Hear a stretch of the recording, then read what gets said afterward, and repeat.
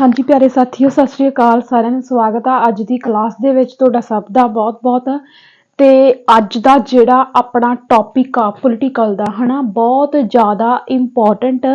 ਤੇ ਜਿਹੜੇ ਵੀ ਬੱਚੇ ਮੇਰੇ ਚੈਨਲ ਤੇ ਨਵੇਂ ਆਏ ਆ, ਮੈਂ ਉਹਨਾਂ ਨੂੰ ਇੱਕ ਵਾਰੀ ਦੱਸਦਾ ਵੀ ਮੇਰੇ ਚੈਨਲ ਤੇ ਤੁਹਾਡੀ SST ਦੀ ਇੰਨੀ ਕੁ ਘੈਂਟ ਤਿਆਰੀ ਹੋਊਗੀ ਵੀ ਤੁਸੀਂ ਸੋਚਿਆ ਵੀ ਨਹੀਂ ਹੋਊਗਾ ਵੀ ਸਾਨੂੰ ਕੋਈ ਇੰਨਾ ਵਧੀਆ ਜਿਹੜਾ ਵਾ SST ਪੜ੍ਹਾ ਸਕਦਾ ਵਾ। ਮੈਂ ਇਸ ਚੀਜ਼ ਦਾ ਮਾਣ ਨਹੀਂ ਕਰਦੀ, ਹਾਂ ਮੈਂ ਆਪਣੇ ਕੰਟੈਂਟ ਦੇ ਪ੍ਰਤੀ ਜ਼ਰੂਰ ਮਾਣ ਕਰਦੀ ਹਾਂ, ਕਿਉਂਕਿ ਜਿਹੜਾ ਮੇਰਾ ਕੰਟੈਂਟ ਆ ਉਹ NCERT ਤੇ ਪੰਜਾਬ ਬੋਰਡ ਦਾ ਨਿਚੋੜ ਆ।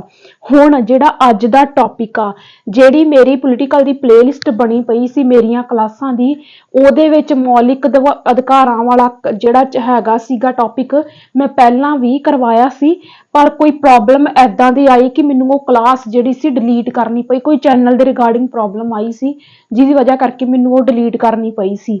ਠੀਕ ਆ, ਹੁਣ ਹੁੰਦਾ ਕੀ ਆ ਕਿ ਜਿਹੜਾ ਸਾਡਾ ਮੌਲਿਕ ਅਧਿਕਾਰਾਂ ਵਾਲਾ ਚੈਪਟਰ ਆ, ਜਿਹਦੇ ਵਿੱਚ ਸਾਡੇ ਮਨੁੱਖੀ ਅਧਿਕਾਰ ਆਉਂਦੇ ਆ, ਸਭ ਤੋਂ ਜ਼ਿਆਦਾ ਆਰਟੀਕਲ, ਜੇਕਰ ਆਪਾਂ PSTET ਦੀ ਗੱਲ ਕਰੀਏ ਤਾਂ PSTET ਦੇ ਵਿੱਚ ਮੌਲਿਕ ਅਧਿਕਾਰਾਂ ਵਾਲੇ ਕਨਸੈਪਟ ਬਹੁਤ ਪੁੱਛੇ ਜਾਂਦੇ, ਕਿਉਂਕਿ ਇਹਦੇ ਵਿੱਚ ਜਿਹੜੇ ਆਰਟੀਕਲ ਆਉਂਦੇ ਆ 12 ਤੋਂ ਲੈ ਕੇ 35 ਤੱਕ, ਕਾਨੂੰਨ ਦੇ ਸਾਹਮਣੇ ਸਮਾਨਤਾ, ਸ਼ੋਸ਼ਣ ਦਾ ਅਧਿਕਾਰ, ਏਦਾਂ ਕਰਕੇ ਸੁਤੰਤਰਤਾ ਦਾ ਅਧਿਕਾਰ, ਹਨਾ, ਛੂਆ-ਛੂਤ ਦਾ ਖਾਤਮਾ, ਏਦਾਂ ਦੇ ਸਾਰੇ ਆਰਟੀਕਲ ਇਸੇ ਕਨਸੈਪਟ ਦੇ ਵਿੱਚ ਆਉਂਦੇ ਆ। ਪਰ ਅੱਜ ਤੱਕ ਅਸੀਂ ਪਤਾ ਕਿੱਦਾਂ ਪੜ੍ਹ ਕੇ ਜਾਂਦੇ ਆ ਆਰਟੀਕਲ, ਅਸੀਂ ਆਰਟੀਕਲ ਨੂੰ ਡੈਪਥ ਦੇ ਵਿੱਚ ਨਹੀਂ ਪੜ੍ਹ ਕੇ ਜਾਂਦੇ ਵੀ ਆਰਟੀਕਲ ਕੀ ਕਹਿੰਦਾ, ਕਿਹੜੀਆਂ ਸੁਰੱਖਿਆਵਾਂ ਸਾਨੂੰ ਦਿੰਦਾ। ਅਸੀਂ ਸੋਚ ਲੈਂਦੇ ਆ 12 ਤੋਂ 35 ਮੌਲਿਕ ਅਧਿਕਾਰ, ਹਨਾ, ਤੇ 14 ਤੋਂ 18 ਸਮਾਨਤਾ ਦੇ ਅਧਿਕਾਰ, ਏਦਾਂ ਕਰਕੇ, ਹਨਾ, ਤੇ ਅਸੀਂ ਉਹਨਾਂ ਨੂੰ ਬਰੀਕੀ ਦੇ ਨਾਲ ਨਹੀਂ ਪੜ੍ਹਦੇ। ਪਰ ਜੇਕਰ ਤੁਸੀਂ ਅੱਜ ਦੀ ਇਸ ਵੀਡੀਓ ਤੇ ਆ ਗਏ ਹੋ, ਨਵੇਂ ਹੋ, ਚੈਨਲ ਨੂੰ ਸਬਸਕ੍ਰਾਈਬ ਕਰ ਦੇਣਾ, ਕਿਉਂਕਿ ਜਿਹੜੇ ਮੇਰੇ ਚੈਨਲ ਤੇ ਆ ਗਏ ਅਜੇ ਮਤਲਬ ਕਿ 2.5 ਤੋਂ 3 ਮਹੀਨੇ ਦਾ ਟਾਈਮ ਮੰਨ ਕੇ ਚਲੋ ਸਾਡੇ ਕੋਲ ਪਿਆ, ਤੇ ਜੇਕਰ ਤੁਸੀਂ ਮੇਰੇ ਚੈਨਲ ਤੇ ਆ ਗਏ ਹੋ ਤੇ ਤੁਸੀਂ ਇਹ ਮੰਨ ਲਓ ਵੀ ਤੁਹਾਡਾ ਪੇਪਰ ਕਲੀਅਰ ਹੋਊਗਾ, ਕਿਉਂਕਿ SST ਜਦੋਂ ਤੁਸੀਂ 40-45 ਤੋਂ ਪਾਰ ਕਰ ਗਏ, ਦੈਟ ਮੀਨਸ ਤੁਹਾਡਾ ਪੇਪਰ ਕਲੀਅਰ। ਠੀਕ ਹੈ, ਦੇਖੋ ਜਦੋਂ ਅਸੀਂ ਮੌਲਿਕ ਅਧਿਕਾਰਾਂ ਦੀ ਗੱਲ ਕਰਦੇ ਹਾਂ, ਮੈਂ ਇੱਕ ਵਾਰੀ ਤੁਹਾਨੂੰ ਦੱਸ ਦਵਾਂ ਕਿ ਆਪਾਂ NCERT ਦੇ ਅਕੋਰਡਿੰਗ ਪੋਲੀਟੀਕਲ ਕਰਦੇ ਪਏ ਸੀ ਨਾ ਇਸ ਬੁੱਕ ਤੋਂ, ਹਨਾ, ਤੇ ਵੇਖੋ ਇਹਦੇ ਤੇ ਆਪਾਂ 6ਵੇਂ ਚੈਪਟਰ ਤੇ ਪਹੁੰਚ ਚੁੱਕੇ ਆ ਅੱਜ। ਇਸ ਤੋਂ ਪਹਿਲਾਂ 10ਵਾਂ, 8ਵਾਂ, 9ਵਾਂ, ਕਿਉਂਕਿ ਪਿੱਛੇ ਤੋਂ ਸਟਾਰਟ ਕੀਤਾ ਸੀ 10ਵਾਂ, ਹਨਾ, 9ਵਾਂ, 8ਵਾਂ, 7ਵਾਂ, 4 ਚੈਪਟਰ ਕਰ ਚੁੱਕੇ ਸੀ। ਅੱਜ ਆਪਾਂ 6ਵਾਂ ਚੈਪਟਰ ਕਰਨਾ। 6ਵਾਂ ਚੈਪਟਰ ਜਿਹੜਾ ਹੈਗਾ ਵਾ ਉਹ ਹੈਗਾ ਵਾ ਸਾਡੀ ਅਪਰਾਧਿਕ ਨਿਆਂ ਪ੍ਰਣਾਲੀ। ਸਾਰਾ ਦਾ ਸਾਰਾ ਚੈਪਟਰ ਇਹਨਾਂ ਅਧਿਕਾਰਾਂ ਦੇ ਇਰਦ ਗਿਰਦ ਘੁੰਮਦਾ। ਸੋ ਇੰਨਾ ਕੁ ਸੋਹਣਾ ਅੱਜ ਦਾ ਲੈਕਚਰ ਆ ਨਾ, ਪੂਰੇ YouTube ਤੇ ਤੁਹਾਨੂੰ ਏਦਾਂ ਦੀ ਕਲਾਸ ਕਿਤੇ ਨਹੀਂ ਮਿਲਣੀ। ਇਹ ਮੇਰਾ ਦਾਅਵਾ ਆ, ਜੇ ਮਿਲ ਗਈ ਤੇ ਮੈਂ ਆਪਣਾ ਚੈਨਲ ਡਿਲੀਟ ਕਰ ਦੂੰਗੀ, ਕਿਉਂਕਿ ਮਿਲਣੀ ਨਹੀਂ। ਠੀਕ ਆ, ਹੁਣ ਵੇਖੋ ਜਿਹੜਾ ਇਹ ਵਾਲਾ ਚੈਪਟਰ ਆ ਨਾ, 6ਵਾਂ 8ਵੀਂ ਕਲਾਸ ਦੀ NCERT ਪੋਲੀਟੀਕਲ ਜਿਹੜੀ ਹਿੰਦੀ ਮੀਡੀਅਮ ਦੇ ਵਿੱਚ ਆ, ਚੈਪਟਰ ਦਾ ਨਾਮ ਹੈਗਾ ਵਾ ਹਮਾਰੀ ਅਪਰਾਧਿਕ ਨਿਆਂ ਪ੍ਰਣਾਲੀ। ਤੇ ਇਹਦੇ ਵਿੱਚ ਇਹਨਾਂ ਸਾਰੇ ਅਧਿਕਾਰਾਂ ਦਾ ਜ਼ਿਕਰ ਜਿਹੜਾ ਵਾ ਬੜਾ ਸੋਹਣੇ ਤਰੀਕੇ ਦੇ ਨਾਲ ਕੀਤਾ ਵਾ। ਜਿਨ੍ਹਾਂ ਬੱਚਿਆਂ ਨੂੰ ਅਜੇ ਵੀ ਨਹੀਂ ਸਮਝ ਆਈ ਉਹ ਸੁਣ ਲਓ, ਜਿਹੜਾ ਮੈਂ ਤੁਹਾਨੂੰ ਇਹ ਟੌਪਿਕ ਕਰਵਾਉਣ ਜਾ ਰਹੀ ਹਾਂ, ਤੇ ਜਿੰਨੀਆਂ ਵੀ ਕਲਾਸਾਂ ਮੇਰੇ ਚੈਨਲ ਤੇ ਅਪਲੋਡ ਹੋਈਆਂ, ਚਾਹੇ ਹਿਸਟਰੀ ਦੀ ਆ, ਚਾਹੇ ਜਿਓਗ੍ਰਾਫੀ ਦੀ, ਚਾਹੇ ਪੋਲੀਟੀਕਲ ਦੀ ਆ, ਉਹ ਹੈਗੀ ਆ NCERT ਤੇ ਪਲੱਸ SCERT ਦਾ ਕੀ ਆ, ਨਿਚੋੜ ਹੈਗਾ, ਨਿਚੋੜ ਆ। ਤੇ ਸਾਡੀ ਅੱਜ ਦੀ ਕਲਾਸ ਵੀ ਬਿਲਕੁਲ ਇਸੇ ਤਰ੍ਹਾਂ ਆ, ਬਹੁਤ ਹੀ ਘੈਂਟ ਤਰੀਕੇ ਦੇ ਨਾਲ। ਸੋ ਸਭ ਤੋਂ ਪਹਿਲਾਂ ਤਾਂ ਜਦੋਂ ਅਸੀਂ ਮੌਲਿਕ ਅਧਿਕਾਰਾਂ ਦੀ ਗੱਲ ਕਰਦੇ ਹਾਂ, ਤਾਂ ਮੇਰਾ ਜਿਹੜਾ ਫੰਡਾ ਹੈਗਾ ਆ ਪੜ੍ਹਾਉਣ ਦਾ, ਪੜ੍ਹਨ ਦਾ, ਹਨਾ, ਉਹ ਇਹ ਹੈਗਾ ਵਾ ਵੀ ਬੇਸਿਕ ਤੋਂ ਚੱਕੋ, ਐ ਪੂਰੀ ਮਤਲਬ ਜਿੱਦਾਂ ਢੇੜ ਦਿਓ ਚੈਪਟਰ ਨੂੰ, ਹਨਾ। ਵੇਖੋ ਸਭ ਤੋਂ ਪਹਿਲਾਂ ਤਾਂ ਸਾਨੂੰ ਪਤਾ ਹੋਣਾ ਚਾਹੀਦਾ ਵਾ, ਮਨੁੱਖੀ ਅਧਿਕਾਰਾਂ ਦੀ ਘੋਸ਼ਣਾ ਫਰਾਂਸ ਦੀ ਰਾਸ਼ਟਰੀ ਸਭਾ ਨੇ ਪਹਿਲੀ ਵਾਰ 1799 ਈਸਵੀ ਦੇ ਵਿੱਚ ਕੀਤੀ ਸੀ। ਠੀਕ ਆ, ਪਤਾ ਹੋਣਾ ਚਾਹੀਦਾ ਵੀ ਮੌਲਿਕ ਅਧਿਕਾਰ ਆਖਰ ਸ਼ੁਰੂ ਕਿੱਥੋਂ ਹੋਏ। ਜਿਹੜਾ ਫਰਾਂਸ ਕੰਟਰੀ ਆ, ਫਰਾਂਸ ਦੀ ਜਿਹੜੀ ਰਾਸ਼ਟਰੀ ਸਭਾ ਸੀ, ਉਹਦੇ ਵਿੱਚ ਪਹਿਲੀ ਵਾਰੀ ਮਨੁੱਖੀ ਅਧਿਕਾਰਾਂ ਦੀ ਘੋਸ਼ਣਾ ਹੋਈ ਸੀ। ਕਿਹੜੇ ਟਾਈਮ ਪੀਰੀਅਡ ਦੇ ਵਿੱਚ? 1799 ਈਸਵੀ ਦੇ ਵਿੱਚ। ਉਸ ਤੋਂ ਬਾਅਦ ਅਮਰੀਕਾ ਨੇ 2 ਸਾਲਾਂ ਬਾਅਦ, ਯਾਨੀ ਕਿ 1791 ਈਸਵੀ ਦੇ ਵਿੱਚ ਮੌਲਿਕ ਅਧਿਕਾਰਾਂ ਨੂੰ ਆਪਣੇ ਸੰਵਿਧਾਨ ਵਿੱਚ ਜੋੜਿਆ। ਇੱਥੋਂ ਅਸੀਂ ਕੀ ਸਮਝ ਸਕਦੇ ਹਾਂ ਕਿ ਫਰਾਂਸ ਦੇ ਵਿੱਚ ਆਏ ਪਹਿਲਾਂ ਮਨੁੱਖੀ ਅਧਿਕਾਰ, ਤੇ ਉਸ ਤੋਂ 2 ਸਾਲਾਂ ਬਾਅਦ ਅਮਰੀਕਾ ਦੇ ਵਿੱਚ ਆਏ। ਠੀਕ ਹੈ, ਇਸ ਪੁਆਇੰਟ ਨੂੰ ਯਾਦ ਰੱਖਿਓ ਕਿਉਂਕਿ ਇਹ ਮੁੱਢ ਆ, ਇਹ ਮੁੱਢ ਕੀ ਦਾ, ਸਾਡੇ ਮੌਲਿਕ ਅਧਿਕਾਰਾਂ ਦਾ। ਠੀਕ ਹੈ, ਭਾਰਤ ਵਿੱਚ ਮੌਲਿਕ ਅਧਿਕਾਰ ਅਮਰੀਕਾ ਦੇ ਬਿੱਲ ਆਫ ਰਾਈਟਸ ਤੋਂ ਲੈ ਗਏ ਹਨ। ਇਹ ਪੁਆਇੰਟ ਜਿਹੜਾ ਵਾ ਬਹੁਤ ਜ਼ਿਆਦਾ ਇੰਪੋਰਟੈਂਟ ਆ, ਯਾਦ ਰੱਖਿਓ। ਜਿਹੜੇ ਸਾਡੇ ਭਾਰਤ ਦੇ ਸੰਵਿਧਾਨ ਦੇ ਵਿੱਚ ਮੌਲਿਕ ਅਧਿਕਾਰ ਸ਼ਾਮਿਲ ਕੀਤੇ ਗਏ ਆ, ਇਹ ਜਿਹੜੇ ਆ ਅਮਰੀਕਾ ਦੇ ਬਿੱਲ ਆਫ ਰਾਈਟਸ ਤੋਂ ਲੈ ਗਏ ਆ। ਠੀਕ ਆ, ਉਸ ਤੋਂ ਬਾਅਦ ਭਾਰਤ ਦੇ ਸੰਵਿਧਾਨ ਦੇ ਵਿੱਚ ਕੁੱਲ 7 ਮੌਲਿਕ ਅਧਿਕਾਰ ਹਨ, ਪਰ ਮੌਜੂਦਾ ਕਿੰਨੇ ਆ, 6 ਆ, ਕਿਉਂਕਿ ਸਾਨੂੰ ਸਭ ਨੂੰ ਪਤਾ ਵੀ ਇੱਕ ਮੌਲਿਕ ਅਧਿਕਾਰ ਜਿਹੜਾ ਵਾ ਮੌਲਿਕ ਅਧਿਕਾਰਾਂ ਦੀ ਸੂਚੀ ਵਿੱਚੋਂ ਕੱਢ ਦਿੱਤਾ ਗਿਆ ਵਾ। ਠੀਕ ਆ, ਉਹ ਹੈਗਾ ਵਾ ਸਾਡਾ ਸੰਪत्ति ਦਾ ਅਧਿਕਾਰ। ਸੰਪत्ति ਦਾ ਅਧਿਕਾਰ ਜਿਹੜਾ ਵਾ ਉਹ ਮੌਲਿਕ ਅਧਿਕਾਰ ਨਹੀਂ ਰਿਹਾ, ਉਹ ਕੀ ਆ, ਉਹ ਕਾਨੂੰਨੀ ਅਧਿਕਾਰ ਬਣਾ ਦਿੱਤਾ ਗਿਆ ਵਾ। ਕਿਹੜੀ ਸੋਧ ਰਾਹੀਂ, 44ਵੀਂ ਸੋਧ 1978। ਇਹ ਸੋਧ ਜਿਹੜੀ ਆ ਬਹੁਤ ਜ਼ਿਆਦਾ ਇੰਪੋਰਟੈਂਟ ਆ ਕਿਉਂਕਿ ਇਹ ਬਹੁਤ ਜ਼ਿਆਦਾ ਪੁੱਛੀ ਜਾਂਦੀ। ਇੱਕ 44ਵੀਂ ਸੋਧ ਤੇ ਇੱਕ 42ਵੀਂ ਸੋਧ। 42ਵੀਂ ਸੋਧ ਨੂੰ ਤੇ ਸਾਡੇ ਭਾਰਤ ਦਾ ਲਘੂ ਸੰਵਿਧਾਨ ਕਿਹਾ ਜਾਂਦਾ ਨਾ। ਇਹ ਦੋਵੇਂ ਸੋਧਾਂ ਜਿਹੜੀਆਂ ਵਾ ਬਹੁਤ ਜ਼ਿਆਦਾ ਇੰਪੋਰਟੈਂਟ ਆ, ਉਹ ਵੀ ਮੈਂ ਤੁਹਾਨੂੰ ਕਰਵਾਉਂਗੀ ਬਾਅਦ ਵਿੱਚ। 44ਵੀਂ ਸੋਧ 1978 ਦੇ ਰਾਹੀਂ, ਜੇਕਰ ਤੁਹਾਨੂੰ 44ਵੀਂ ਯਾਦ ਰਹਿੰਦਾ ਵਾ ਤੇ 78 ਭੁੱਲ ਜਾਂਦਾ ਵਾ, 4 ਨੂੰ 4 ਤੇ ਡਿਵਾਈਡ ਕਰੋ, ਹਨਾ। 4 ਜਿਹੜਾ ਵਾ ਡਿਵਾਈਡ ਹੋ ਰਿਹਾ ਵਾ, ਹਨਾ, ਏਦਾਂ ਕਰਕੇ। ਇਸ ਕਰਕੇ ਤੁਸੀਂ ਏਦਾਂ ਯਾਦ ਰੱਖ ਲਓ, 44ਵੀਂ ਸੋਧ 1978 ਦੇ ਰਾਹੀਂ ਜਿਹੜਾ ਸੀਗਾ ਸੰਪत्ति ਦਾ ਅਧਿਕਾਰ ਕਾਨੂੰਨੀ ਅਧਿਕਾਰ ਬਣਾ ਦਿੱਤਾ ਗਿਆ। ਤੇ ਆ ਜਿਹੜਾ ਕਾਨੂੰਨੀ ਅਧਿਕਾਰ ਆ ਹੁਣ ਇਹ 12 ਤੋਂ 35 ਦੇ ਆਰਟੀਕਲ ਦੇ ਵਿੱਚ ਨਹੀਂ ਆਉਂਦਾ, ਕਿਉਂਕਿ ਜਦੋਂ ਕੱਢ ਦਿੱਤਾ ਗਿਆ ਸੋਧ ਕਰਕੇ ਫਿਰ ਇਹਦੇ ਵਿੱਚ ਥੋੜੀ ਆਊਗਾ। ਫਿਰ ਇਹਦਾ ਆਰਟੀਕਲ ਕਿੰਨਾ ਵਾ, 300A। 300A ਆਰਟੀਕਲ ਜਿਹੜਾ ਵਾ ਉਹ ਕਾਨੂੰਨੀ ਅਧਿਕਾਰ ਜਿਹੜਾ ਬਣਾ ਦਿੱਤਾ ਗਿਆ ਵਾ, ਜਾਇਦਾਦ ਦਾ ਅਧਿਕਾਰ, ਉਹਨੂੰ ਕੀ ਆ, 300A ਆਰਟੀਕਲ ਦੇ ਵਿੱਚ ਇਹਦਾ ਜ਼ਿਕਰ ਜਿਹੜਾ ਵਾ ਮਿਲਦਾ ਵਾ। ਇਸ ਪੁਆਇੰਟ ਨੂੰ ਤੁਸੀਂ ਨੇ ਯਾਦ ਰੱਖਣਾ। ਹੁਣ ਇੱਕ ਚੀਜ਼ ਬਹੁਤ ਜ਼ਿਆਦਾ ਘੱਟ ਦੱਸਦੇ ਆ ਟੀਚਰ, ਪੋਲੀਟੀਕਲ ਦੇ ਜ਼ਿਆਦਾਤਰ ਟੀਚਰ, ਹੋ ਸਕਦਾ ਉਹਨਾਂ ਨੂੰ ਪਤਾ ਹੋਵੇ ਜਾਂ ਹੋ ਸਕਦਾ ਪਤਾ ਨਾ ਹੋਵੇ, ਦੋ ਗੱਲਾਂ ਤਾਂ ਹੋ ਹੀ ਸਕਦੀਆਂ। ਵੇਖੋ, ਸਾਡੇ ਮਨ ਦੇ ਵਿੱਚ ਇਹ ਵੀ ਸਵਾਲ ਆਉਣਾ ਚਾਹੀਦਾ ਵਾ ਕਿ ਜਿਹੜਾ ਸੰਪत्ति ਦਾ ਅਧਿਕਾਰ ਆ, ਆਖਰ ਕਿਉਂ ਇਹਨੂੰ ਮੌਲਿਕ ਅਧਿਕਾਰਾਂ ਦੀ ਸੂਚੀ ਦੇ ਵਿੱਚੋਂ ਕੱਢਿਆ ਗਿਆ। ਮੌਲਿਕ ਅਧਿਕਾਰਾਂ ਦੀ ਸੂਚੀ ਵਿੱਚੋਂ ਤਾਂ ਕੱਢਿਆ ਗਿਆ ਕਿ ਵੇਖੋ, ਮੈਨੂੰ ਪਤਾ ਕਿ ਪ੍ਰਾਪਰਟੀ ਦਾ ਅਧਿਕਾਰ ਮਨੁੱਖੀ ਅਧਿਕਾਰ ਆ, ਹਨਾ, ਮੌਲਿਕ ਅਧਿਕਾਰ ਆ, ਹਨਾ।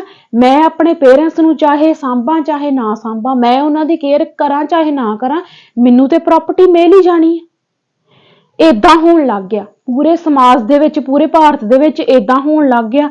ਜਿਹੜੇ ਬੁੱਢੇ ਮਾਂ-ਬਾਪ ਹੀ ਉਹਨਾਂ ਦਾ ਬਹੁਤ ਬੁਰਾ ਹਾਲ ਹੋ ਗਿਆ, ਕੁੜੀਆਂ ਦਾ, ਹਨਾ।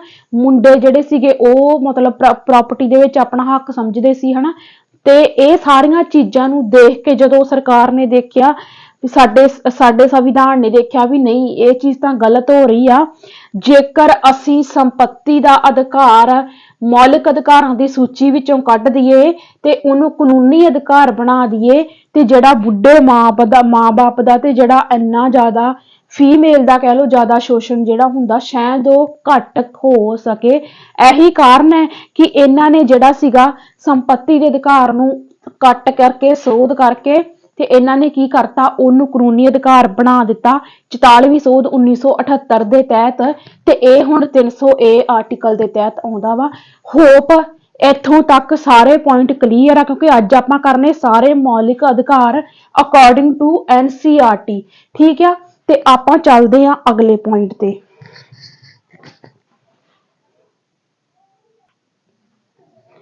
ਚੱਲਦੇ ਆ ਆਪਾਂ ਹੁਣ ਮੌਲਿਕ ਅਧਿਕਾਰਾਂ ਤੇ। ਇਸ ਤੋਂ ਪਹਿਲਾਂ ਆਪਾਂ ਮੌਲਿਕ ਅਧਿਕਾਰਾਂ ਦਾ ਕਨਸੈਪਟ ਜਿਹੜਾ ਬਰੀਕੀ ਤੋਂ ਫੜਿਆ ਵੀ ਕਿੱਥੋਂ ਆਇਆ, ਕਿਹੜੇ ਦੇਸ਼ ਨੇ ਇਹਨੂੰ ਪਹਿਲੀ ਵਾਰੀ ਅਪਣਾਇਆ, ਤੇ ਸਾਡੇ ਦੇਸ਼ ਵਿੱਚ ਕਿੰਨੇ ਮੌਲਿਕ ਅਧਿਕਾਰ ਆ ਤੇ ਕਿਹੜਾ ਕੱਟ ਦਿੱਤਾ ਗਿਆ ਵਾ। ਠੀਕ ਹੈ, ਤੇ ਕਿਹੜੀ ਸੋਧ ਦੇ ਰਾਹੀਂ ਉਹਨੂੰ ਜਿਹੜਾ ਵਾ ਸ਼ਾਮਿਲ ਕੀਤਾ ਗਿਆ। ਹੁਣ ਆਪਾਂ ਜਾਣਾ ਵਾ ਮੇਨ ਆਪਣੇ ਅਧਿਕਾਰਾਂ ਤੇ।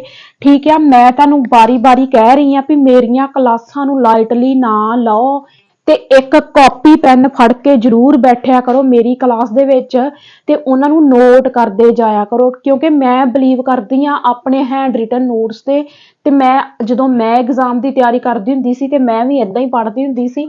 ਠੀਕ ਆ, ਦੇਖੋ ਜਦੋਂ ਅਸੀਂ ਸਮਾਨਤਾ ਦੇ ਅਧਿਕਾਰ ਦੀ ਗੱਲ ਕਰਦੇ ਆ ਤਾਂ ਸਭ ਤੋਂ ਪਹਿਲਾਂ ਤਾਂ ਤੁਹਾਨੂੰ ਪਤਾ ਹੋਣਾ ਚਾਹੀਦਾ ਵਾ ਕਿ ਸਮਾਨਤਾ ਦੇ ਅਧਿਕਾਰ ਦੇ ਵਿੱਚ ਸਾਨੂੰ ਕਿੰਨੇ ਤਰ੍ਹਾਂ ਦੀਆਂ ਸਮਾਨਤਾਵਾਂ ਮਿਲਦੀਆਂ ਵਾ। ਠੀਕ ਆ, ਵੇਖੋ ਇਹਦੇ ਵਿੱਚ 5 ਤਰ੍ਹਾਂ ਦੇ ਸਮਾਨਤਾ ਦੀ ਜਿਹੜੀ ਆ ਉਹ ਗੱਲ ਕੀਤੀ ਜਾਂਦੀ ਆ। ਇਸ ਚੀਜ਼ ਨੂੰ ਤੁਸੀਂ ਜ਼ਰੂਰ ਧਿਆਨ ਦੇ ਵਿੱਚ ਰੱਖਣਾ ਵਾ ਤੇ ਮੈਂ ਇਹ ਚੀਜ਼ਾਂ ਤੁਹਾਨੂੰ NCERT ਤੇ ਪੰਜਾਬ ਬੋਰਡ ਦਾ ਨਿਚੋੜ ਕੱਢ ਕੇ ਦੱਸੂਗੀ, ਪੂਰਾ ਨਿਚੋੜ। ਉਹ ਕਿਵੇਂ, ਬਸ ਸੁਣਦੇ ਜਾਓ।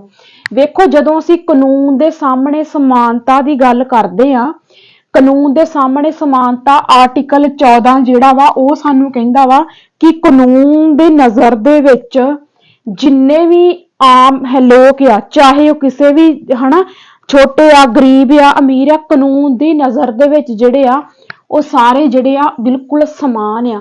ਹੁਣ ਜਦੋਂ ਅਸੀਂ ਕਾਨੂੰਨ ਦੀ ਗੱਲ ਕਰਦੇ ਆ ਤਾਂ ਇੱਕ ਚੀਜ਼ ਮੈਂ ਇੱਥੇ ਤੁਹਾਨੂੰ ਜ਼ਰੂਰ ਦੱਸੂਗੀ। ਦੇਖੋ, ਮੈਂ ਤੁਹਾਨੂੰ ਪਹਿਲਾਂ ਹੀ ਕਿਹਾ ਕਿ ਮੈਂ ਤੁਹਾਨੂੰ NCERT ਦੇ ਅਕੋਰਡਿੰਗ ਕਰਵਾਉਂਗੀ।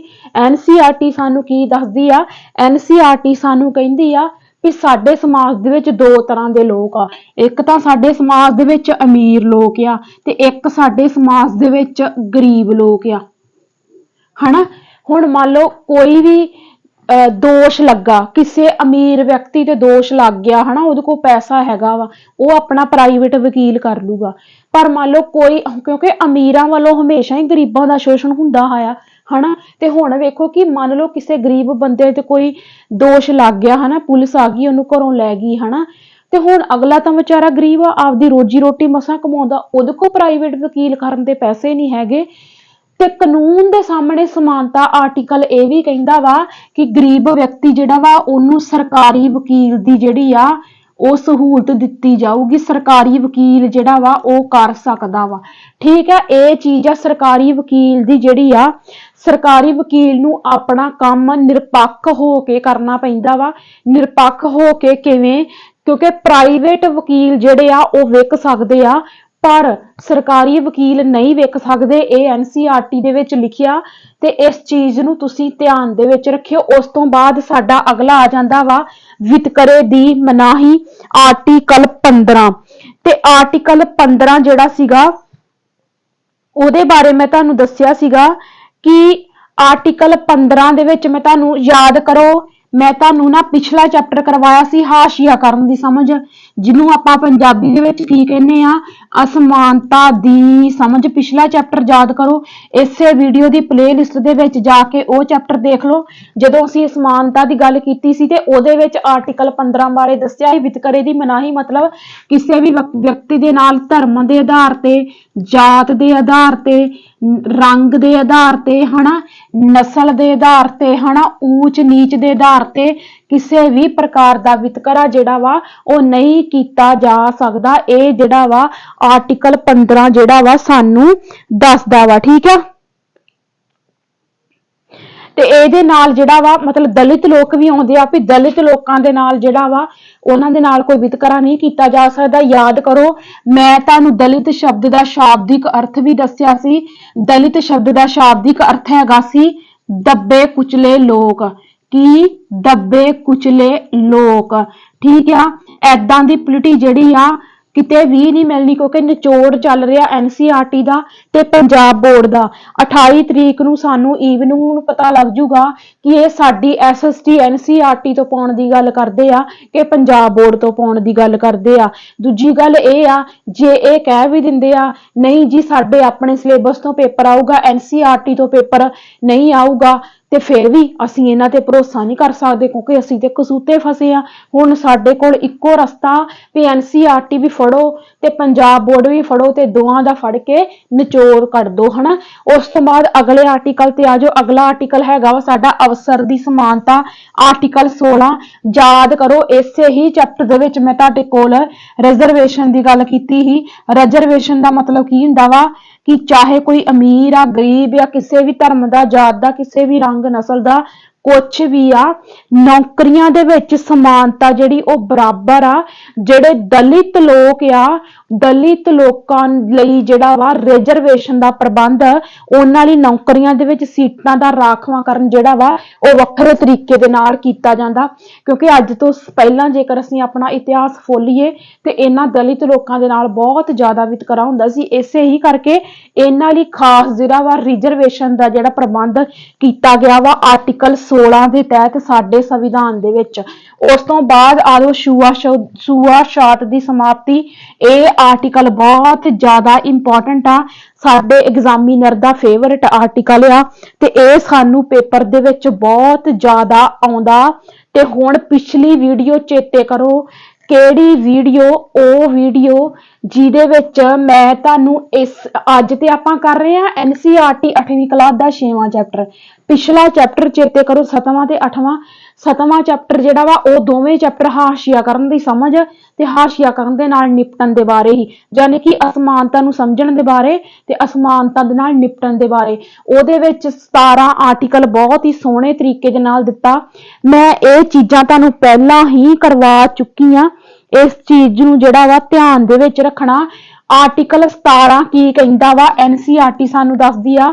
ਆਰਟੀਕਲ 17 ਕਹਿੰਦਾ ਵਾ ਵੀ ਕੋਈ ਵੀ ਜਿਹੜਾ ਦਲਿਤ ਵਿਅਕਤੀ ਆ ਉਹਨੂੰ ਮੰਦਿਰ ਦੇ ਵਿੱਚ, ਮੰਦਿਰ ਦੇ ਵਿੱਚ, ਸਕੂਲ ਦੇ ਵਿੱਚ, ਤੇ ਕੋਈ ਵੀ ਜਿਹੜੀ ਸਰਵਜਨਿਕ ਥਾਂ ਆ ਉੱਥੋਂ ਜਾਣ ਤੋਂ ਰੋਕਿਆ ਨਹੀਂ ਜਾ ਸਕਦਾ। ਮੈਂ ਪਹਿਲਾਂ ਕਹਿੰਨੀ ਆ, ਬਾਰੀ-ਬਾਰੀ ਕਹਿੰਨੀ ਆ ਵੀ ਕਾਪੀ ਪੈਨ ਫੜ ਕੇ ਬੈਠਿਆ ਕਰੋ। NCERT ਸਾਨੂੰ ਛੂਆ-ਛਾਤ ਦੀ ਸਮਾਪਤੀ ਦੇ ਬਾਰੇ ਕੀ ਕਹਿੰਦੀ ਆ ਵੀ ਕਿਸੇ ਵੀ ਵਿਅਕਤੀ ਨੂੰ, ਦਲਿਤ ਵਿਅਕਤੀ ਨੂੰ ਮੰਦਿਰ ਦੇ ਵਿੱਚ ਪ੍ਰਵੇਸ਼ ਕਰਨ ਤੋਂ ਨਹੀਂ ਰੋਕਿਆ ਜਾ ਸਕਦਾ, ਸਕੂਲ ਦੇ ਵਿੱਚ ਪੜ੍ਹਨ ਤੋਂ ਨਹੀਂ ਰੋਕਿਆ ਜਾ ਸਕਦਾ, ਕਿਸੇ ਵੀ ਸਰਵਜਨਿਕ ਥਾਂ ਤੇ ਜਾਣ ਤੋਂ ਨਹੀਂ ਰੋਕਿਆ ਜਾ ਸਕਦਾ। ਇਸ ਪੁਆਇੰਟ ਨੂੰ ਜਿਹੜਾ ਵਾ ਤੁਸੀਂ ਧਿਆਨ ਦੇ ਵਿੱਚ ਰੱਖਣਾ ਆ। ਉਸ ਤੋਂ ਬਾਅਦ ਸਾਡਾ ਅਗਲਾ ਆਰਟੀਕਲ ਆ ਜਾਂਦਾ ਵਾ ਉਪਾਧੀਆਂ ਦਾ ਖਾਤਮਾ, ਆਰਟੀਕਲ 18। ਮਤਲਬ ਕਿ ਹੁਣ ਜਿਵੇਂ ਤੁਹਾਨੂੰ ਪਤਾ ਰਾਜਤੰਤਰ ਖਤਮ ਹੋ ਗਿਆ, ਲੋਕਤੰਤਰ ਦੀ ਸਰਕਾਰ ਆ। ਮਤਲਬ ਕਿ ਪਹਿਲਾ ਰਾਜ ਮਤਲਬ ਰਾਜੇ ਹੁੰਦੇ ਸੀ, ਤੇ ਰਾਜਤੰਤਰ ਜਿਹੜਾ ਵਾ ਉਹਨੂੰ ਖਤਮ ਕਰ ਦਿੱਤਾ ਗਿਆ। ਮੌਜੂਦਾ ਜਿਹੜਾ ਸਾਡਾ ਸਮਾਜ ਆ ਉਹ ਲੋਕਤੰਤਰ ਤੇ ਆਧਾਰਿਤ ਆ। ਲੋਕ ਜਿਹੜੇ ਆ ਆਪਣੀ ਸਰਕਾਰ ਆਪ ਚੁਣਦੇ ਆਪਣੀ ਮਰਜ਼ੀ ਦੇ ਨਾਲ, ਤੇ ਉਪਾਧੀਆਂ ਦਾ ਖਾਤਮਾ ਮਤਲਬ ਕਿ ਕਿਸੇ ਵੀ ਉੱਚੇ ਨੀਵੇਂ ਦੇ ਆਧਾਰ ਤੇ ਕਿਸੇ ਵੀ ਬੰਦੇ ਨੂੰ ਉਪਾਧੀ ਨਹੀਂ ਦਿੱਤੀ ਜਾ ਸਕਦੀ। ਇਹੋ ਜਿਹਾ ਸਿਸਟਮ ਸਿਰਫ ਤੇ ਸਿਰਫ ਰਾਜਤੰਤਰ ਵੇਲੇ ਹੁੰਦਾ ਸੀ, ਪਰ ਹੁਣ ਇਦਾਂ ਦਾ ਕੁਝ ਨਹੀਂ ਆ। ਕਿਉਂਕਿ ਲੋਕ ਜਿਹੜੇ ਆ ਆਪਣੀ ਮਰਜ਼ੀ ਦੇ ਨਾਲ ਵੋਟਾਂ ਪਾ ਕੇ ਆਪਣੀ ਸਰਕਾਰ ਚੁਣਦੇ ਆ, ਸਰਕਾਰ ਨੂੰ ਚੁਣਦੇ ਆ ਤੇ ਸਰਕਾਰ ਨੂੰ ਡੇਗ ਵੀ ਸਕਦੇ ਆ। ਇਹੋ ਹੀ ਕਹਿੰਦਾ ਵਾ ਸਾਡਾ ਆਰਟੀਕਲ ਉਪਾਧੀਆਂ ਦਾ ਖਾਤਮਾ, ਆਰਟੀਕਲ 18। ਹੋਪ ਸੋ ਤੁਹਾਨੂੰ ਜਿਹੜੇ ਆ ਉਹ ਇਹ ਆਰਟੀਕਲ ਕਲੀਅਰ ਹੋ ਗਏ ਹੋਣਗੇ। ਹੁਣ ਆਪਾਂ ਜਾਣਾ ਵਾ ਅਗਲੇ ਆਰਟੀਕਲ ਤੇ। ਅਗਲੇ ਆਰਟੀਕਲ ਜਿਹੜੇ ਬਹੁਤ ਜ਼ਿਆਦਾ ਇੰਪੋਰਟੈਂਟ ਆ, ਜਿਹੜੇ ਕਿ ਸਾਡੇ 19 ਤੋਂ ਸਟਾਰਟ ਹੁੰਦੇ ਆ। ਵੇਖੋ 14 ਤੋਂ 18 ਤੱਕ ਸਾਡਾ ਆ ਗਿਆ ਸਮਾਨਤਾ ਦਾ ਅਧਿਕਾਰ, ਅੱਗੇ ਸਾਡੇ 19 ਤੋਂ ਸ਼ੁਰੂ ਹੋ ਜਾਣੇ ਆ। ਅਗਲਾ ਸਾਡਾ ਅਧਿਕਾਰ ਆਉਣਾ ਵਾ ਸੁਤੰਤਰਤਾ ਦਾ ਅਧਿਕਾਰ, ਤੇ ਆਪਾਂ ਜਾਣੇ ਆ ਅਗਲੇ ਅਧਿਕਾਰ ਤੇ। ਅਗਲਾ ਆਰਟੀਕਲ ਜਿਹੜਾ ਸਾਡਾ ਮੈਂ ਗੱਲ ਕੀਤੀ ਕਿ ਸੁਤੰਤਰਤਾ ਦਾ ਅਧਿਕਾਰ ਆ, ਸਾਡਾ ਅਗਲਾ, ਇਹਦੇ ਵਿੱਚ ਆਉਂਦੇ ਆ ਸਾਡੇ ਆਰਟੀਕਲ 19 ਤੋਂ 22 ਆਰਟੀਕਲ ਜਿਹੜੇ ਆ ਉਹ ਸਾਡੇ ਸੁਤੰਤਰਤਾ ਦੇ ਅਧਿਕਾਰ ਦੇ ਅੰਡਰ ਆਉਂਦੇ ਆ। ਇਹਦੇ ਵਿੱਚ ਸਾਡਾ ਪਹਿਲਾ ਹੈਗਾ ਵਾ ਆਰਟੀਕਲ 19, ਬਹੁਤ ਜ਼ਿਆਦਾ ਇੰਪੋਰਟੈਂਟ ਆ। ਪਤਾ ਕਿਉਂ? ਕਿਉਂਕਿ ਜ਼ਿਆਦਾ ਕੁਐਸਚਨ ਇਹੀ ਪੁੱਛਿਆ ਜਾਊਗਾ ਵੀ ਜਿਹੜਾ ਸੁਤੰਤਰਤਾ ਦੇ ਅਧਿਕਾਰ ਦੇ ਅੰਡਰ ਆਰਟੀਕਲ 19 ਸਾਡਾ ਆਉਂਦਾ ਵਾ, ਆਰਟੀਕਲ 19 ਸਾਨੂੰ ਕਿੰਨੇ ਤਰ੍ਹਾਂ ਦੀ ਸੁਤੰਤਰਤਾ ਦਿੰਦਾ ਵਾ, ਕਿੰਨੇ ਤਰ੍ਹਾਂ ਦੀ ਫਰੀडम ਸਾਨੂੰ ਦਿੰਦਾ ਵਾ। ਯਾਦ ਰੱਖਿਓ, ਆਰਟੀਕਲ 19 ਕਿਸੇ ਇੱਕ ਤਰ੍ਹਾਂ ਦੀ ਫਰੀडम ਦੀ ਗੱਲ ਨਹੀਂ ਕਰਦਾ, ਇਹ 6 ਤਰ੍ਹਾਂ ਦੀ ਫਰੀडम ਦੀ ਗੱਲ ਕਰਦਾ ਵਾ। ਆਰਟੀਕਲ 19 ਜਿਹੜਾ ਵਾ ਇਹਦੇ ਵਿੱਚ 6 ਤਰ੍ਹਾਂ ਦੀਆਂ ਸੁਤੰਤਰਤਾਵਾਂ ਸਾਨੂੰ ਦਿੱਤੀਆਂ ਗਈਆਂ। ਕਿਹੜੀਆਂ ਧਿਆਨ ਦੇ ਨਾਲ ਸਮਝਿਓ। ਪਹਿਲਾ ਹੈਗਾ ਵਾ ਭਾਸ਼ਣ ਦੇਣ ਅਤੇ ਵਿਚਾਰ ਪ੍ਰਗਟਾਉਣ ਦੀ ਫਰੀडम। ਮਤਲਬ ਕਿ ਕੋਈ ਵੀ ਵਿਅਕਤੀ, ਕੋਈ ਆਮ ਆ, ਕਿਸੇ ਵੀ ਧਰਮ ਜੋ ਵੀ ਆ, ਉਹ ਜਿਹੜਾ ਵਾ ਆਪਣਾ ਭਾਸ਼ਣ ਦੇ ਸਕਦਾ ਵਾ, ਬੁਲਾਰਾ ਬਣ ਸਕਦਾ, ਆਪਣੇ ਵਿਚਾਰ ਪ੍ਰਗਟਾ ਸਕਦਾ। ਇਹਦੇ ਤੇ ਸਰਕਾਰ ਉਹਦੇ ਤੇ ਕੋਈ ਬੰਦਸ਼ ਨਹੀਂ ਲਾਊਗੀ। ਉਸ ਤੋਂ ਬਾਅਦ ਅਗਲਾ ਹੈਗਾ ਵਾ ਹਥਿਆਰਾਂ ਤੋਂ ਬਿਨਾਂ ਸ਼ਾਂਤਮਈ ਰੂਪ ਵਿੱਚ ਇਕੱਤਰ ਹੋਣ ਦੀ ਸੁਤੰਤਰਤਾ। ਠੀਕ ਆ, ਵੀ ਅਸੀਂ ਬਿਨਾਂ ਹਥਿਆਰਾਂ ਤੋਂ ਸ਼ਾਂਤਮਈ ਢੰਗ ਦੇ ਨਾਲ ਅਸੀਂ ਇਕੱਠੇ ਹੋ ਸਕਦੇ ਆ। ਜਿਹੜੇ ਸਾਡੇ ਪੰਜਾਬ ਦੇ ਵਿੱਚ ਪ੍ਰੋਟੈਸਟ ਹੋ ਰਹੇ ਆ, ਇਹਦੀ ਸਭ ਤੋਂ ਵੱਡੀ ਐਗਜ਼ਾਮਪਲ ਆ। ਠੀਕ ਆ, ਉਸ ਤੋਂ ਬਾਅਦ ਜਿਹੜੀ ਤੀਜੀ ਸੁਤੰਤਰਤਾ ਉਹ ਹੈਗੀ ਆ ਸਮੂਹ ਜਾਂ ਸੰਘ ਸਹਿਕਾਰੀ ਸਭਾਵਾਂ ਸਥਾਪਿਤ ਕਰਨ ਦੀ ਫਰੀडम। ਇਹਦੀ ਐਗਜ਼ਾਮਪਲ ਹੈਗੀ ਆ ਕਿਸਾਨ ਸੰਘਰਸ਼ ਕਮੇਟੀ, ਜਿੰਨੀਆਂ ਵੀ ਕਿਸਾਨ ਯੂਨੀਅਨ ਹੈਗੀਆਂ, ਇਹਦੀ ਸਭ ਤੋਂ ਵੱਡੀ ਐਗਜ਼ਾਮਪਲ ਆ। ਠੀਕ ਆ, ਉਸ ਤੋਂ ਬਾਅਦ ਚੌਥੇ 'ਚ ਆ ਜਾਓ ਸਮੁੱਚੇ ਭਾਰਤ ਵਿੱਚ ਫਿਰਨ ਤੁਰਨ ਦੀ ਸੁਤੰਤਰਤਾ। ਠੀਕ ਆ, ਮਤਲਬ ਮੈਂ ਭਾਰਤ ਦੇ ਕਿਸੇ ਵੀ ਹਿੱਸੇ ਵਿੱਚ ਜਾਣਾ, ਮੈਂ ਕਹਾਂ ਮੈਂ ਰਾਜਸਥਾਨ ਘੁੰਮਣ ਜਾਣਾ, ਮੈਂ ਕਹਾਂ ਵੀ ਮੈਂ ਹਿਮਾਚਲ ਘੁੰਮਣ ਜਾਣਾ, ਇਹ ਮੇਰੀ ਮਰਜ਼ੀ ਆ ਕਿ ਮੈਂ ਭਾਰਤ ਦੇ ਕਿਸੇ ਵੀ ਹਿੱਸੇ ਦੇ ਵਿੱਚ ਘੁੰਮ ਫਿਰ ਸਕਦੀ ਆ। ਹਰ ਇੱਕ ਵਿਅਕਤੀ ਨੂੰ ਜਿਹੜਾ ਭਾਰਤ ਦੇ ਵਿੱਚ ਇਹ ਅਧਿਕਾਰ ਜਿਹੜਾ ਵਾ ਪ੍ਰਾਪਤ ਆ। ਉਸ ਤੋਂ ਬਾਅਦ ਚੌਥੇ ਤੇ ਆ ਜਾਓ ਦੇਸ਼ ਦੇ ਕਿਸੇ ਵੀ ਭਾਗ ਵਿੱਚ ਰਹਿਣ ਅਤੇ ਨਿਵਾਸ ਸਥਾਨ ਬਣਾਉਣ ਦੀ ਸੁਤੰਤਰਤਾ। ਵੀ ਮੇਰੀ ਮਰਜ਼ੀ, ਮੇਰਾ ਜੀ ਕਰੇ ਤੇ ਮੈਂ ਚਾਹੇ ਰਾਜਸਥਾਨ ਜਾ ਕੇ ਕੋਠੀ ਪਾ ਲਾਂ, ਮੇਰਾ ਜੀ ਕਰੇ ਤੇ ਮੈਂ ਜਾ ਕੇ ਸ਼ਿਮਲਾ ਕਸ਼ਮੀਰ ਮੈਂ ਜਿੱਥੇ ਮਰਜ਼ੀ ਜਾ ਕੇ ਜਿਹੜਾ ਵਾ ਮੈਂ ਕੋਠੀ ਪਾ ਲਾਂ, ਉਹ ਮੇਰੀ ਮਰਜ਼ੀ ਆ। ਵੀ ਅਸੀਂ ਭਾਰਤ ਦੇ ਕਿਸੇ ਵੀ ਹਿੱਸੇ ਦੇ ਵਿੱਚ ਜਾ ਕੇ ਰਹਿ ਸਕਦੇ ਆ, ਉਹਦੇ ਲਈ ਸਾਨੂੰ ਕੋਈ ਪਾਸਪੋਰਟ ਨਹੀਂ ਦੇਣਾ ਪਊਗਾ। ਠੀਕ ਆ, ਨਿਵਾਸ ਸਥਾਨ ਜਿਹੜਾ ਵਾ ਅਸੀਂ ਬਣਾ ਸਕਦੇ ਆ। ਇਹ ਆਰਟੀਕਲ ਜਿਹੜਾ ਵਾ 19 ਦੇ ਤਹਿਤ ਜਿਹੜੀ 5ਵੀਂ ਸੁਤੰਤਰਤਾ ਵਾ ਉਹ ਇਸ ਚੀਜ਼ ਦਾ ਸਾਨੂੰ ਅਧਿਕਾਰ ਦਿੰਦੀ ਆ। ਠੀਕ ਆ, ਤੇ ਉਸ ਤੋਂ ਬਾਅਦ 6ਵੇਂ ਤੇ ਆ ਜਾਓ ਕੋਈ ਵੀ ਰੁਜ਼ਗਾਰ ਧੰਦਾ ਜਾਂ ਕਾਰੋਬਾਰ ਕਰਨ ਦੀ ਸੁਤੰਤਰਤਾ। ਵੀ ਆਦਮੀ ਨੇ ਜੋ ਵੀ ਆਪਦਾ ਕਿੱਤਾ ਕਾਰੋਬਾਰ ਖੋਲਣਾ ਵਾ ਉਹ ਖੋਲ ਸਕਦਾ।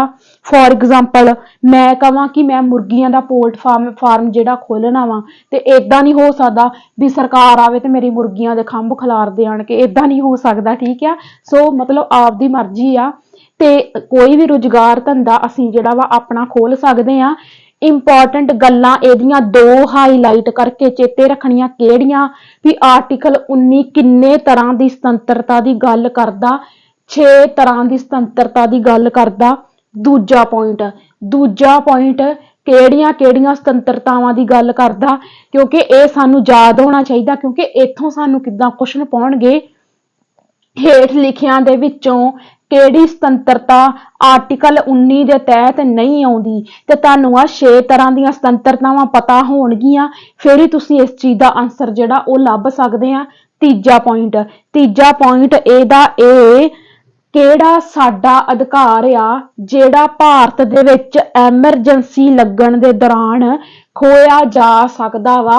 ਸੁਤੰਤਰਤਾ ਦਾ ਅਧਿਕਾਰ। ਫੋਰ ਐਗਜ਼ਾਮਪਲ ਵੀ ਇੱਕ ਬੰਨੇ ਲੜਾਈ ਲੱਗੀ ਪਈ ਆ, ਹਨਾ, ਕਿ ਕਿਸੇ ਦੇਸ਼ ਦੇ ਨਾਲ ਲੜਾਈ ਚੱਲ ਰਹੀ ਆ ਭਾਰਤ ਦੀ, ਤੇ ਹੁਣ ਇਹਦੇ ਵਿੱਚ ਗੱਲ ਹੋ ਰਹੀ ਆ ਕਿ ਸਮੁੱਚੇ ਭਾਰਤ ਵਿੱਚ ਤੁਰਨ ਫਿਰਨ ਦਾ ਅਧਿਕਾਰ। ਵੀ ਇੱਕ ਬੰਨੇ ਲੜਾਈ ਲੱਗੀ ਤੇ ਮੇਰੇ ਵਰਗੀ ਕਵੇ ਮੈਂ ਤਾਂ ਬਾਰਡਰ ਤੇ ਘੁੰਮਣ ਜਾਣਾ, ਇਹ ਚੀਜ਼ ਗਲਤ ਆ। ਸੋ ਇਹੀ ਕਾਰਨ ਆ ਕਿ ਮਤਲਬ ਇੱਕ ਬੰਨੇ ਤਾਂ ਕਹਿ ਲਓ ਵੀ ਕਿਸੇ ਦੇਸ਼ ਐਮਰਜੈਂਸੀ ਲੱਗੀ ਹੈ। ਐਮਰਜੈਂਸੀ ਕਿਉਂ ਲੱਗਦੀ ਆ? ਜਦੋਂ ਕੋਈ ਬਾਹਰੀ ਹਮਲਾ ਹੁੰਦਾ ਜਾਂ ਕੁਛ ਵੀ ਏਦਾਂ ਦੀ ਚੀਜ਼ ਹੁੰਦੀ ਹੈ, ਹਨਾ, ਉਦੋਂ ਐਮਰਜੈਂਸੀ ਲੱਗਦੀ ਆ। ਤੇ ਐਮਰਜੈਂਸੀ ਦੇ ਦੌਰਾਨ ਇਹ ਆਰਟੀਕਲ ਕਿਉਂ ਖੋਇਆ ਜਾ ਸਕਦਾ? ਕਿਉਂ ਇਹ ਅਧਿਕਾਰ ਖੋਇਆ ਜਾ ਸਕਦਾ? ਪਤਾ ਕਿਉਂ? ਕਿਉਂਕਿ ਇੱਕ ਤਾਂ ਇਹ ਸਾਨੂੰ ਫਰੀडम ਦਿੰਦਾ ਵਾ ਕਿ ਭਾਸ਼ਣ ਦੇ ਸਕਦੇ ਆ, ਆਪਦਾ ਸ਼ਾਂਤਮਈ ਢੰਗ ਦੇ ਨਾਲ ਇਕੱਠੇ ਹੋ ਸਕਦੇ ਆ, ਭਾਰਤ ਵਿੱਚ ਕਿਤੇ ਵੀ ਜਾ ਸਕਦੇ, ਕਿਤੇ ਵੀ ਰਹਿਣ ਜਾ ਸਕਦੇ ਆ। ਤੇ ਇਹ ਨਾ ਹੋਵੇ ਕਿ ਕਿਸੇ ਬਾਰਡਰ ਵਾਲੀ ਸਾਈਡ ਉਹਦੇ ਵੀ ਕਿਤੇ ਵੀ ਆ ਤੇ ਅਸੀਂ ਉੱਥੇ ਤੁਰੇ ਫਿਰਦੇ ਆ ਬਾਰਡਰ ਤੇ ਲੜਾਈ ਲੱਗੀ ਆ, ਹਨਾ। ਇਹੀ ਕਾਰਨ ਆ ਕਿ ਇਹ ਜਿਹੜਾ ਸੁਤੰਤਰਤਾ ਦਾ ਅਧਿਕਾਰ ਆ ਐਮਰਜੈਂਸੀ ਦੇ ਦੌਰਾਨ ਬਿਲਕੁਲ ਖੋਇਆ ਜਾ ਸਕਦਾ ਵਾ। ਜੇ ਕੋਈ ਕੁਐਸਚਨ ਆ ਜੇ ਖੋਇਆ ਜਾ ਸਕਦਾ ਹੈ, ਨਹੀਂ ਖੋਇਆ ਜਾ ਸਕਦਾ, A ਸਹੀ ਹੈ B ਗਲਤ ਆ, ਏਦਾਂ ਕਰਕੇ ਆਊਗਾ। ਸੋ ਯਾਦ ਰੱਖਣਾ ਬਿਲਕੁਲ ਖੋਇਆ ਜਾ ਸਕਦਾ ਵਾ। ਐਮਰਜੈਂਸੀ ਦੇ ਦੌਰਾਨ ਸੁਤੰਤਰਤਾ ਦਾ ਅਧਿਕਾਰ ਜਿਹੜਾ ਵਾ ਉਹ ਖੋਇਆ ਜਾ ਸਕਦਾ ਵਾ। ਇਹ ਅਜੇ ਖਤਮ ਨਹੀਂ ਹੋਏ, ਕਿਉਂਕਿ ਸੁਤੰਤਰਤਾ ਦੇ ਅਧਿਕਾਰ ਦੇ ਅਧੀਨ ਸਾਡੇ 19 ਤੋਂ 22 ਤੱਕ ਦੇ ਆਰਟੀਕਲ ਕਵਰ ਹੁੰਦੇ ਆ। ਅਜੇ ਤਾਂ ਸਿਰਫ ਆਪਾਂ 19 ਹੀ ਡਿਸਕਸ ਕੀਤਾ ਵਾ। ਹੁਣ ਚੱਲਦੇ ਆ ਆਪਾਂ ਆਰਟੀਕਲ 20 ਤੇ 21 ਤੇ 22 ਤੇ। ਠੀਕ ਹੈ, 19 ਆਰਟੀਕਲ ਨੂੰ ਜਿਹੜਾ ਵਾ ਜ਼ਰੂਰ ਚੇਤੇ ਰੱਖਣਾ। ਠੀਕ ਹੈ, ਉਸ ਤੋਂ ਬਾਅਦ ਆਪਣਾ ਆਰਟੀਕਲ 20 ਆਉਂਦਾ ਵਾ। ਜਿਹੜਾ ਆਰਟੀਕਲ 20 ਆ ਅਪਰਾਧਾਂ ਲਈ ਦੋਸ਼ ਸਿੱਧੀ ਸੰਬੰਧੀ ਸੁਰੱਖਿਆ। ਇਹ ਜਿਹੜਾ ਆਰਟੀਕਲ ਆ ਆਰਟੀਕਲ 20, ਇਹਦੇ ਬਾਰੇ ਤੁਸੀਂ ਕੀ ਯਾਦ ਰੱਖਣਾ ਵਾ?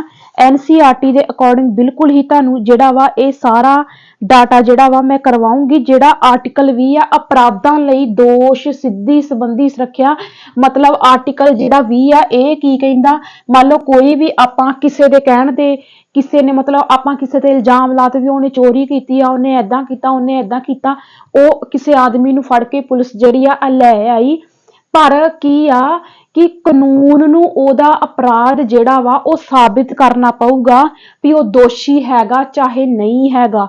ਠੀਕ ਆ, ਇਹ ਨਹੀਂ ਕਿ ਬਿਨਾਂ ਅਪਰਾਧੀ ਦਾ ਦੋਸ਼ ਸਾਬਿਤ ਕੀਤਿਆਂ ਉਹਨੂੰ ਆਪਾਂ ਜੇਲ੍ਹ 'ਚ ਸੁੱਟ ਦਾਂਗੇ ਜਾਂ ਉਹਨੂੰ ਆਪਾਂ ਕੋਈ ਪਨਿਸ਼ਮੈਂਟ ਦੇ ਦਾਂਗੇ ਜਾਂ ਉਹਨੂੰ ਕੋਈ ਜੁਰਮਾਨਾ ਲਾ ਦਾਂਗੇ। ਠੀਕ ਹੈ, ਇਹ ਆਰਟੀਕਲ 20 ਗੱਲ ਕਰਦਾ।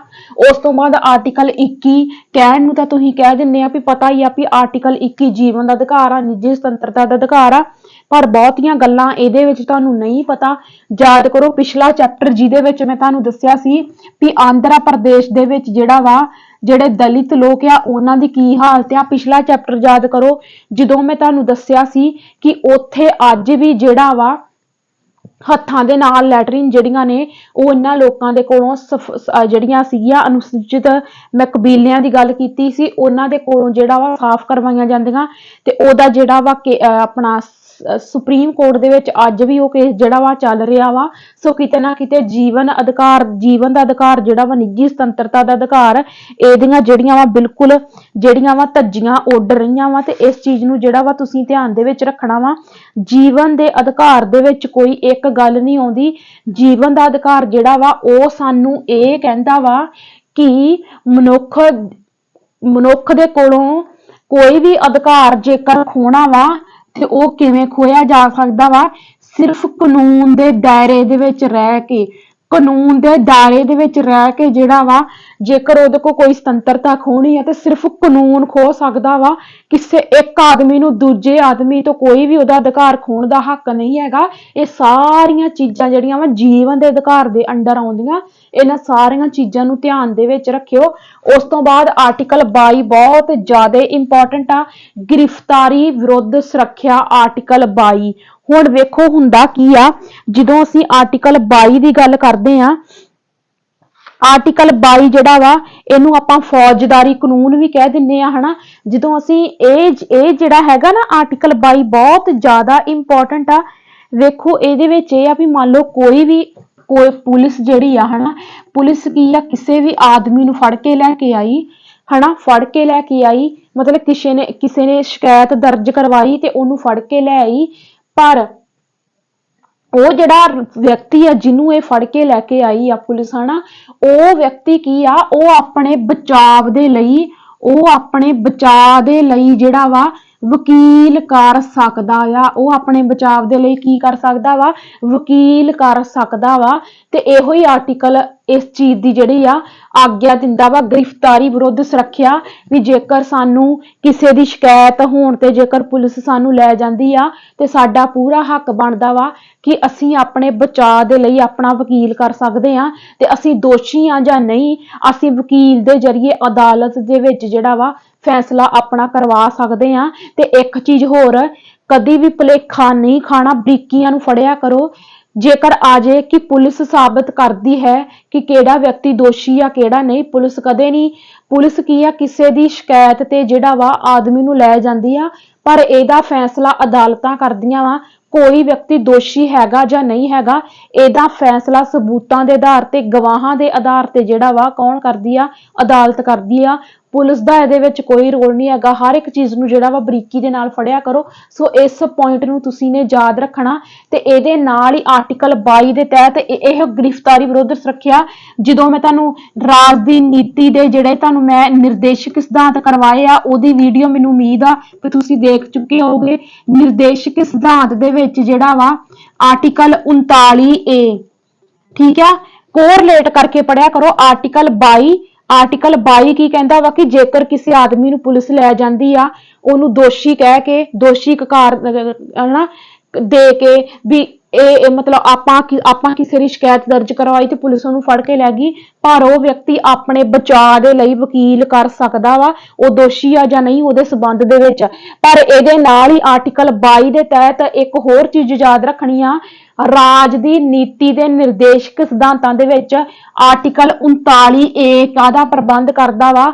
ਆਰਟੀਕਲ 39A ਕਹਿੰਦਾ ਵਾ ਕਿ ਜੇਕਰ ਕੋਈ ਗਰੀਬ ਆਦਮੀ ਆ, ਉਹ ਗਰੀਬ ਆਦਮੀ ਮੰਨ ਲਓ ਹੁਣ ਫੜ ਲਿਆ ਪੁਲਿਸ ਨੇ, ਆਪਾਂ ਆਪਣੇ ਮੰਨ ਲਓ ਆਪਣੇ ਘਰ ਦੇ ਵਿੱਚ ਕੋਈ ਮੈਂ ਫੋਰ ਐਗਜ਼ਾਮਪਲ ਹਨਾ, ਮੇਰੇ ਘਰ ਦੇ ਵਿੱਚ ਕੋਈ ਮੇਡ ਆਉਂਦੀ ਆ, ਕੋਈ ਨੌਕਰਾਣੀ ਆਉਂਦੀ ਆ ਹਨਾ, ਤੇ ਮੈਂ ਮਤਲਬ ਮੇਰੇ ਘਰ ਦੇ ਵਿੱਚ ਸਫਾਈ ਦਾ ਕੰਮਕਾਰ ਕਰਦੀ ਆ, ਤੇ ਮੈਂ ਉਹਦੇ ਤੇ ਦੋਸ਼ ਲਾਦਾ ਵੀ ਇਹਨੇ ਮੇਰੀ ਸੋਨੇ ਦੀ ਕੋਈ ਚੀਜ਼ ਚੁਰਾਈ ਆ, ਇਹਨੇ ਮੇਰਾ ਸੋਨੇ ਦਾ ਕੋਈ ਹਾਰ ਚੁਰਾਇਆ ਵਾ ਹਨਾ, ਤੇ ਉਹ ਭਾਵੇਂ ਉਹਨੇ ਚੁਰਾਇਆ ਹੋਵੇ ਚਾਹੇ ਨਾ ਚੁਰਾਇਆ ਹੋਵੇ ਹਨਾ, ਮਤਲਬ ਅਮੀਰ ਆਦਮੀ ਜਿਹੜਾ ਵਾ ਗਰੀਬ ਤੇ ਜਿਹੜਾ ਵਾ ਉਹ ਥੋਪ ਦਿੰਦਾ ਚੀਜ਼ਾਂ ਹਨਾ, ਹੋ ਸਕਦਾ ਵੀ ਮੇਰਾ ਭੁਲੇਖਾ ਹੋਵੇ, ਮੈਂ ਉਹਨੇ ਨਾ ਵੀ ਚੁਰਾਇਆ ਹੋਵੇ, ਇਹ ਵੀ ਹੋ ਸਕਦਾ ਹਨਾ, ਤੇ ਮੈਂ ਸ਼ਿਕਾਇਤ ਮੈਂ ਜਾ ਕੇ FIR ਲਿਖਾਤੀ ਹਨਾ, ਤੇ ਉਹ ਪੁਲਿਸ ਉਹਨੂੰ ਫੜ ਕੇ ਲੈ ਗਈ। ਹੁਣ ਉਹ ਤਾਂ ਵਿਚਾਰੀ ਨੌਕਰਾਣੀ ਆ, ਉਹਦੇ ਕੋਲ ਤਾਂ ਇੰਨਾ ਪੈਸਾ ਨਹੀਂ ਹੈਗਾ ਵੀ ਉਹ ਵਕੀਲ ਕਰ ਸਕੇ, ਪਰ ਆਰਟੀਕਲ 39 ਕੀ ਕਰੂਗਾ, ਆਰਟੀਕਲ 39A ਇਸ ਗਰੀਬ ਵਿਅਕਤੀ ਨੂੰ ਕੀ ਕਰੂਗਾ, ਵਕੀਲ ਦੀ ਸਹੂਲਤ ਦਊਗਾ।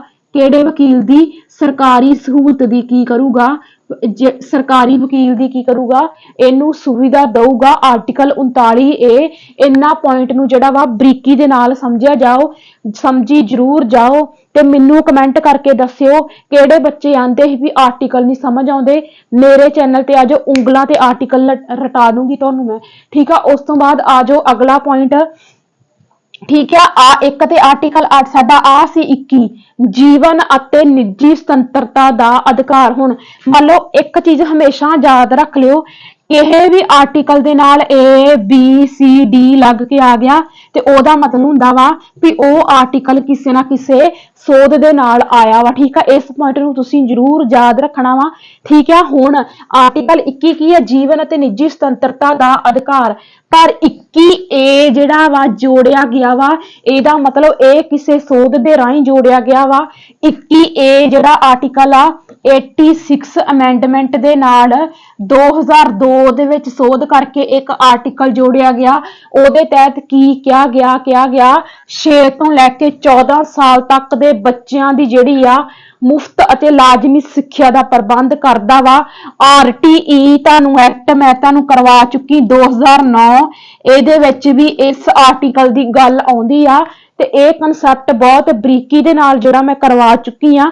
ਇਹਦੀ PDF ਇੱਕ ਨਹੀਂ 2 ਵਾਰੀ ਟੈਲੀਗ੍ਰਾਮ ਤੇ ਭੇਜ ਚੁੱਕੀ ਆ, ਠੀਕ ਆ। ਇਸ ਪੁਆਇੰਟ ਨੂੰ ਤੁਸੀਂ ਨੇ ਯਾਦ ਰੱਖਣਾ। ਮੈਨੂੰ ਹੁਣ ਪੂਰੀ ਉਮੀਦ ਆ, ਹੁਣ ਤੱਕ ਆਪਾਂ 2 ਤਰ੍ਹਾਂ ਦੇ ਆਰਟੀਕਲ ਕਰ ਚੁੱਕੇ ਆ।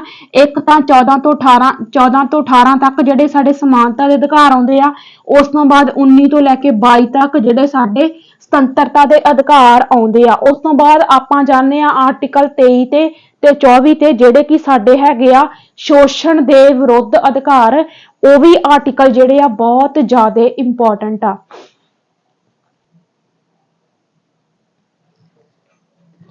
ਇਹ ਜਿਹੜਾ ਸ਼ੋਸ਼ਣ ਦੇ ਵਿਰੁੱਧ ਅਧਿਕਾਰ ਜਿਹੜਾ ਇਹ ਹੈਗਾ ਵਾ, ਇਹਦੇ ਵਿੱਚ ਕੀ ਆਉਂਦਾ ਵਾ, ਇਹਦੀ ਜਦੋਂ ਅਸੀਂ ਗੱਲ ਕਰਦੇ ਆ ਤਾਂ ਇਹਦੇ ਵਿੱਚ ਸਾਡਾ ਆਰਟੀਕਲ 23 ਕਹਿੰਦਾ ਵਾ ਮਨੁੱਖੀ ਵਪਾਰ ਅਤੇ ਜਬਰਨ ਮਜ਼ਦੂਰੀ ਦੀ ਮਨਾਹੀ।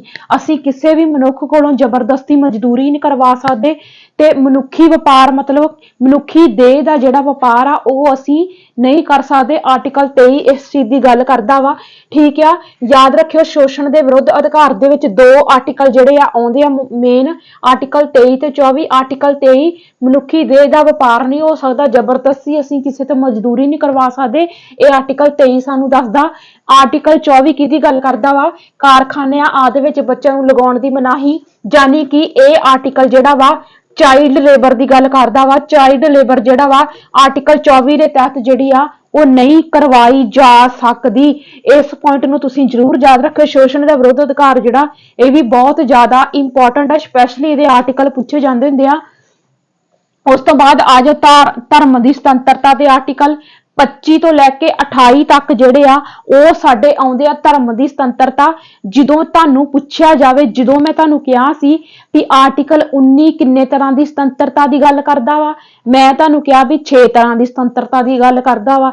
ਜਦੋਂ ਗੱਲ ਆ ਜੇ ਵੀ ਧਰਮ ਦੀ ਸੁਤੰਤਰਤਾ ਜਿਹੜਾ ਆਰਟੀਕਲ 25 ਤੋਂ 28 ਤੱਕ ਆ, ਇਹ ਕਿੰਨੇ ਧਰਮ ਦੇ ਨਾਲ ਸੰਬੰਧਿਤ ਕਿੰਨੇ ਤਰ੍ਹਾਂ ਦੀ ਸੁਤੰਤਰਤਾ ਦੀ ਗੱਲ ਕਰਦਾ ਵਾ, ਤੇ ਇਹਦੇ ਬਾਰੇ ਤੁਸੀਂ ਯਾਦ ਰੱਖਣਾ 4 ਤਰ੍ਹਾਂ ਦੀਆਂ ਸੁਤੰਤਰਤਾਵਾਂ ਦੀ ਗੱਲ ਕਰਦਾ ਵਾ।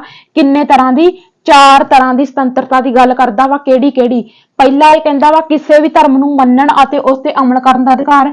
ਮੇਰੀ ਮਰਜ਼ੀ ਆ, ਮੈਂ ਕਿਹੜੇ ਮਰਜ਼ੀ ਧਰਮ ਨੂੰ ਮੰਨਾਂ, ਜਿਹੜੇ ਮਰਜ਼ੀ ਧਰਮ ਦੀਆਂ ਗੱਲਾਂ ਤੇ ਮੈਂ ਅਮਲ ਕਰਾਂ, ਉਹ ਮੇਰੀ ਮਰਜ਼ੀ ਆ। ਸਰਕਾਰ ਉਹਦੇ ਤੇ ਮੇਰੇ ਤੇ ਕੋਈ ਬੰਦਸ਼ ਨਹੀਂ ਲਾ ਸਕਦੀ। ਆਰਟੀਕਲ 25 ਜਿਹੜਾ ਵਾ ਇਹ ਇਸ ਚੀਜ਼ ਦੀ ਗੱਲ ਕਰਦਾ ਏ। ਉਸ ਤੋਂ ਬਾਅਦ ਧਾਰਮਿਕ ਕੰਮਾਂ ਦਾ ਪ੍ਰਬੰਧ ਕਰਨ ਦਾ ਅਧਿਕਾਰ, ਮਤਲਬ ਗੁਰਦੁਆਰੇ ਦੇ ਵਿੱਚ ਮੈਂ ਚਾਹੇ ਕੋਈ ਬਿਲਡਿੰਗ ਬਣਵਾਦਾ, ਕੋਈ ਲੰਗਰ ਹਾਲ ਬਣਾ ਦਾਂ, ਚਾਹੇ ਮੈਂ ਮੰਦਿਰ ਦੇ ਵਿੱਚ ਬਣਾ ਦਾਂ, ਚਾਹੇ ਮੈਂ ਮਸਜਿਦ ਦੇ ਵਿੱਚ ਬਣਾ ਦਾਂ, ਉਹ ਮੇਰਾ ਆਪਣਾ ਨਿੱਜੀ ਫੈਸਲਾ ਵਾ। ਮੈਂ ਧਾਰਮਿਕ ਕੰਮਾਂ ਲਈ ਪ੍ਰਬੰਧ ਕਰ ਸਕਦੀ ਆ, ਕੋਈ ਵੀ ਕਰ ਸਕਦਾ ਵਾ। ਆਰਟੀਕਲ 26 ਇਸ ਚੀਜ਼ ਦੀ ਕੀ ਸਾਨੂੰ ਫਰੀडम ਦਿੰਦਾ ਵਾ, ਠੀਕ ਆ। ਉਸ ਤੋਂ ਬਾਅਦ ਆ ਜਾਓ ਕਿਸੇ ਵੀ ਧਰਮ ਦੇ ਵਿਕਾਸ ਲਈ ਕਰ ਦੇਣ ਦਾ ਅਧਿਕਾਰ, ਹਨਾ। ਮਤਲਬ ਮੇਰੇ ਘਰ ਦੇ ਵਿੱਚ ਮੰਨ ਲਓ ਕੋਈ ਗ੍ਰਾਹੀ ਕਰਨ ਵਾਲੇ ਆ ਗਏ, ਚਾਹੇ ਉਹ ਗੁਰਦਾਰੇ ਤੋਂ ਆ ਗਏ, ਚਾਹੇ ਉਹ ਮੰਦਿਰ ਤੋਂ ਆ ਜਾਣ, ਚਾਹੇ ਉਹ ਮਸਜਿਦ ਤੋਂ ਆ ਜਾਣ, ਜਿੱਥੋਂ ਮਰਜ਼ੀ ਆ ਜਾਣ, ਮੇਰੀ ਮਰਜ਼ੀ ਆ। ਮੈਂ ਉਹਨਾਂ ਨੂੰ 100 ਦੇ ਦਾਂ, 200 ਦੇ ਦਾਂ, 5 ਦੇ ਦਾਂ, 10 ਦੇ ਦਾਂ, ਜੋ ਮਰਜ਼ੀ ਦੇ ਦਾਂ, ਉਹ ਮੇਰੀ ਮਰਜ਼ੀ ਆ ਕਿ ਮੈਂ ਕਿਸੇ ਵੀ ਧਰਮ ਦੇ ਵਿਕਾਸ ਲਈ ਮੈਂ ਕਰ ਦੇ ਸਕਦੀ ਆ, ਮੈਂ ਟੈਕਸ ਦੇ ਸਕਦੀ ਆ, ਉਹ ਮੇਰੀ ਆਪ ਦੀ ਮਰਜ਼ੀ ਆ। ਤੇ ਇਹਦੇ ਨਾਲ ਇੱਕ ਚੀਜ਼ ਇਹ ਵੀ ਯਾਦ ਰੱਖਿਓ, ਸਾਡੇ ਲਈ ਇਹ ਚੀਜ਼ ਬੜੀ ਜ਼ਰੂਰੀ ਆ। 2017 ਦੇ ਵਿੱਚ ਤੇ 2018 ਦੇ ਵਿੱਚ ਅੰਮ੍ਰਿਤਸਰ ਸ਼੍ਰੀ ਹਰਿਮੰਦਰ ਸਾਹਿਬ ਇਹਨਾਂ ਨੇ ਗੁਰੂ ਘਰ ਦੇ ਲੰਗਰ ਤੇ ਜਿਹੜੀ ਸੀਗੀ ਇਹਨਾਂ ਨੇ ਲਾਤੀ ਸੀਗੀ GST ਲਾਤੀ ਸੀਗੀ। ਕੀ ਕੀਤਾ ਸੀਗਾ? ਇਹਨਾਂ ਨੇ GST ਲਾਤੀ ਸੀ 2017 ਤੇ 18 ਦੇ ਵਿੱਚ। ਬਹੁਤ ਰੌਲਾ ਰੱਪਾ ਪਿਆ ਕਿਉਂਕਿ ਏਦਾਂ ਨਹੀਂ ਹੋ ਸਕਦਾ। ਅਸੀਂ ਗੁਰੂ ਘਰ ਦੇ ਲੰਗਰਾਂ ਤੇ ਟੈਕਸ ਜਿਹੜਾ ਵਾ ਸਰਕਾਰ ਨਹੀਂ ਲਾ ਸਕਦੀ, ਠੀਕ ਹੈ। ਇਹ ਚੀਜ਼ ਗਲਤ ਸੀ, ਸੋ ਇਹ ਬਾਅਦ ਦੇ ਵਿੱਚ ਜਿਹੜੀ ਸੀਗੀ ਬੰਦ ਕਰਵਾਈ ਗਈ ਸੀ। ਇਸ ਚੀਜ਼ ਨੂੰ ਵੀ ਤੁਸੀਂ ਧਿਆਨ ਦੇ ਵਿੱਚ ਰੱਖਿਓ, ਠੀਕ ਹੈ। ਉਸ ਤੋਂ ਬਾਅਦ ਅਗਲੇ ਤੇ ਆ ਜਾਓ, ਵਿਦਿਅਕ ਸੰਸਥਾਵਾਂ ਵਿੱਚ ਧਾਰਮਿਕ ਸਿੱਖਿਆ ਜਾਂ ਪੂਜਾ ਵਿੱਚ ਸ਼ਾਮਿਲ ਹੋਣ ਦੀ ਸੁਤੰਤਰਤਾ। ਕਿਸੇ ਵੀ ਵਿਦਿਅਕ ਮਤਲਬ ਸਕੂਲ ਦੇ ਵਿੱਚ ਕਿਸੇ ਵੀ ਧਰਮ ਨਾਲ ਸੰਬੰਧਿਤ ਸਿੱਖਿਆ ਦਿੱਤੀ ਜਾਂਦੀ, ਕੋਈ ਪੂਜਾ ਵਾ, ਉੱਥੇ ਅਸੀਂ ਸ਼ਾਮਿਲ ਹੋ ਸਕਦੇ ਆ। ਉੱਥੇ ਕੋਈ ਵੀ ਸਾਨੂੰ ਰੋਕ ਨਹੀਂ ਸਕਦਾ, ਨਾ ਤਾਂ ਸਾਨੂੰ ਕੋਈ ਟੀਚਰ ਰੋਕ ਸਕਦਾ ਵਾ, ਨਾ ਹੀ ਕੋਈ ਸਕੂਲ ਦਾ ਕੋਈ ਪ੍ਰਬੰਧਕ ਅਧਿਕਾਰੀ ਰੋਕ ਸਕਦਾ। ਉਹ ਸਾਡੀ ਆਪ ਦੀ ਮਰਜ਼ੀ ਆ। ਇਹ ਆਰਟੀਕਲ 28 ਜਿਹੜਾ ਵਾ ਕਹਿੰਦਾ ਵਾ। ਹੁਣ ਤੁਸੀਂ ਯਾਦ ਕਿਵੇਂ ਰੱਖਣਾ? ਇੱਧਰ ਦੇਖੋ, ਮੰਨਣ, ਪ੍ਰਬੰਧ ਕਰਨ, ਵਿਕਾਸ ਕਰਨ ਤੇ ਪੂਜਾ ਵਿੱਚ ਸ਼ਾਮਿਲ ਹੋਣਾ। ਵੇਖੋ ਤੁਸੀਂ ਏਦਾਂ ਲਿਖ ਲੈਣਾ ਵਾ, ਇੱਕ ਸ਼ਬਦ ਤੁਸੀਂ ਲਿਖ ਲਓ ਮੰਨਣ, ਤੇ ਫਿਰ ਤੁਸੀਂ ਲਿਖ ਲਓ ਪ੍ਰਬੰਧ, ਮੰਨਣ, ਪ੍ਰਬੰਧ ਕਰਨ, ਤੇ ਫਿਰ ਤੁਸੀਂ ਲਿਖ ਲਓ ਵਿਕਾਸ ਕਰਨ, ਤੇ ਫਿਰ ਲਿਖ ਲਓ ਤੁਸੀਂ Pooja. Article 25, article 26, article 27, article 28। ਕੀ ਔਖਾ ਵਾ? ਬਸ ਫਿਰ ਏਦਾਂ ਹੀ ਹੋ ਗਿਆ ਆਰਟੀਕਲ ਯਾਦ। ਤੇ ਉਸ ਤੋਂ ਬਾਅਦ ਆਪਾਂ ਜਾਣਦੇ ਆ ਆਰਟੀਕਲ 29 ਤੇ 30 ਤੇ, ਠੀਕ ਹੈ। ਉਸ ਤੋਂ ਬਾਅਦ ਸਾਡਾ ਜਿਹੜਾ ਇਹ ਹੈਗਾ ਨਾ ਸੱਭਿਆਚਾਰਕ ਅਤੇ ਵਿਦਿਅਕ ਅਧਿਕਾਰ, ਇਹਦੇ ਵਿੱਚ ਜਿਹੜਾ ਆਰਟੀਕਲ 29 ਆ ਉਹ ਸਾਨੂੰ ਕਹਿੰਦਾ ਘੱਟ ਗਿਣਤੀਆਂ ਦੇ ਅਧਿਕਾਰਾਂ ਦੀ ਸੁਰੱਖਿਆ। ਘੱਟ ਗਿਣਤੀਆਂ ਕੀ ਸੀ? ਪਿਛਲਾ NCERT ਦਾ ਚੈਪਟਰ ਯਾਦ ਕਰੋ, ਉਹਦੇ ਵਿੱਚ ਮੈਂ ਤੁਹਾਨੂੰ ਇੱਕ ਸ਼ਬਦ ਦੱਸਿਆ ਸੀਗਾ ਅਲਪ ਸੰਖਿਅਕ। ਇੱਕ ਹੁੰਦਾ ਅਲਪ ਸੰਖਿਅਕ ਤੇ ਇੱਕ ਹੁੰਦਾ ਵਾ ਬਹੁ ਸੰਖਿਅਕ। ਮਤਲਬ ਕਿ ਅਲਪ ਸੰਖਿਅਕ ਕੌਣ ਹੁੰਦੇ ਆ? ਜਿਨ੍ਹਾਂ ਦੀ ਸਮਾਜ ਦੇ ਵਿੱਚ ਘੱਟ ਗਿਣਤੀ ਹੁੰਦੀ ਆ, ਉਹਨਾਂ ਲਈ ਅਸੀਂ ਅਲਪ ਸੰਖਿਅਕ ਸ਼ਬਦ ਜਿਹੜਾ ਵਾ ਯੂਜ਼ ਕਰਦੇ ਆ, ਠੀਕ ਹੈ। ਇਸ ਚੀਜ਼ ਨੂੰ ਤੁਸੀਂ ਧਿਆਨ ਦੇ ਵਿੱਚ ਰੱਖਿਓ ਕਿਉਂਕਿ ਏਦਾਂ ਦੇ ਸ਼ਬਦ ਪੋਲੀਟੀਕਲ ਪੋਰਸ਼ਨ ਦੇ ਵਿੱਚ ਸਾਨੂੰ ਪੁੱਛੇ ਜਾ ਸਕਦੇ ਆ, ਜਿਹੜੇ ਕਿ ਸਾਡੇ ਸੰਵਿਧਾਨ ਦੇ ਵਿੱਚ ਇਹ ਸ਼ਬਦ ਵਰਤੇ ਜਾਂਦੇ ਆ, ਠੀਕ ਹੈ। ਘੱਟ ਗਿਣਤੀਆਂ ਦੇ ਅਧਿਕਾਰਾਂ ਦੀ ਸੁਰੱਖਿਆ ਕੀਤੀ ਜਾਂਦੀ ਆ। ਆਰਟੀਕਲ 19 ਦੇ ਤਹਿਤ ਵਿਦਿਅਕ ਸੰਸਥਾਵਾਂ ਯਾਨੀ ਸਕੂਲਾਂ ਦੇ ਵਿੱਚ ਮਤਲਬ ਸਕੂਲਾਂ ਦੀ ਸਥਾਪਨਾ ਕਰ ਸਕਦੇ ਆ ਤੇ ਉਹਨਾਂ ਦਾ ਪ੍ਰਬੰਧ ਕਰ ਸਕਦੇ ਆ। ਇਹ ਘੱਟ ਗਿਣਤੀਆਂ ਦੇ ਲੋਕ ਮਤਲਬ ਕਿ ਅਲਪ ਸੰਖਿਅਕ ਲੋਕ ਜਿਹੜੇ ਆ ਉਹ ਵੀ ਆਪਣੇ ਕੋਈ ਸਕੂਲ ਖੋਲ ਸਕਦੇ ਆ, ਸਕੂਲਾਂ ਦਾ ਪ੍ਰਬੰਧ ਕਰ ਸਕਦੇ ਆ। ਇਹ ਨਹੀਂ ਹੈਗਾ ਵੀ ਇਕੱਲੇ ਬਹੁ ਗਿਣਤੀ ਲੋਕ ਹੀ ਇਹਨਾਂ ਸਕੂਲਾਂ ਕਾਲਜਾਂ ਦਾ ਪ੍ਰਬੰਧ ਕਰ ਸਕਦੇ ਆ। ਸੋ ਆਰਟੀਕਲ 30 ਇਹਨਾਂ ਨੂੰ ਇਸ ਚੀਜ਼ ਦੀ ਆਜ਼ਾਦੀ ਦਿੰਦਾ। ਉਸ ਤੋਂ ਬਾਅਦ ਅਗਲੇ ਆਰਟੀਕਲ ਤੇ ਆ ਜਾਓ, ਆਰਟੀਕਲ 32 ਤੋਂ 35 ਸੰਵਿਧਾਨਕ ਉਪਚਾਰਾਂ ਦਾ ਅਧਿਕਾਰ।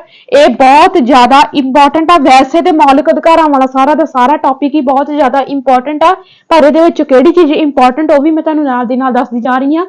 ਸੰਵਿਧਾਨਕ ਉਪਚਾਰਾਂ ਦਾ ਅਧਿਕਾਰ ਇਹ ਕਹਿੰਦਾ ਵਾ ਵੀ ਜੇਕਰ ਮੈਨੂੰ ਲੱਗੇ ਕਿ ਇਹਨਾਂ ਮੌਲਿਕ ਅਧਿਕਾਰਾਂ ਦੇ ਵਿੱਚੋਂ ਮੈਨੂੰ ਕੋਈ ਮੌਲਿਕ ਅਧਿਕਾਰ ਨਹੀਂ ਦਿੱਤਾ ਜਾ ਰਿਹਾ ਜਾਂ ਮੈਨੂੰ ਕਿਸੇ ਅਧਿਕਾਰ ਤੋਂ ਵਾਂਝਾ ਰੱਖਿਆ ਜਾ ਸਕਦਾ ਵਾ, ਤੇ ਇਹਦੇ ਨਾਲ ਕੀ ਹੋ ਸਕਦਾ ਵਾ ਕਿ ਮੈਂ ਆਰਟੀਕਲ 32 ਨੂੰ ਵਰਤ ਕੇ, ਜਿਹੜਾ ਆਰਟੀਕਲ 32 ਆ ਇਹਨੂੰ ਵਰਤ ਕੇ ਮੈਂ ਸੁਪਰੀਮ ਕੋਰਟ ਦਾ ਕੀ ਖੜਕਾ ਸਕਦੀ ਆ, ਸੁਪਰੀਮ ਕੋਰਟ ਤੇ ਜਾਂ ਫਿਰ ਜਿਹੜਾ ਹਾਈ ਕੋਰਟ ਆ ਇਹਦੇ ਤਹਿਤ ਮੈਂ ਇਹਨਾਂ ਅਦਾਲਤਾਂ ਦਾ ਦਰਵਾਜ਼ਾ ਖੜਕਾ ਸਕਦੀ ਆ ਜੇਕਰ ਮੈਨੂੰ ਮੌਲਿਕ ਅਧਿਕਾਰਾਂ ਦੇ ਵਿੱਚੋਂ ਕਿਸੇ ਵੀ ਅਧਿਕਾਰ ਤੋਂ ਵਾਂਝਾ ਰੱਖਿਆ ਜਾਂਦਾ ਜਾਂ ਕਿਸੇ ਵੀ ਕਾਰਨ ਕਰਕੇ ਮੇਰਾ ਅਧਿਕਾਰ ਜਿਹੜਾ ਵਾ ਨਜਾਇਜ਼ ਤਰੀਕੇ ਦੇ ਨਾਲ ਖੋਇਆ ਜਾਂਦਾ ਵਾ, ਤੇ ਮੈਂ ਕੀ ਕਰ ਸਕਦੀ ਆ, ਮੈਂ ਸੁਪਰੀਮ ਕੋਰਟ ਦੇ ਵਿੱਚ ਆਰਟੀਕਲ 32 ਵਰਤ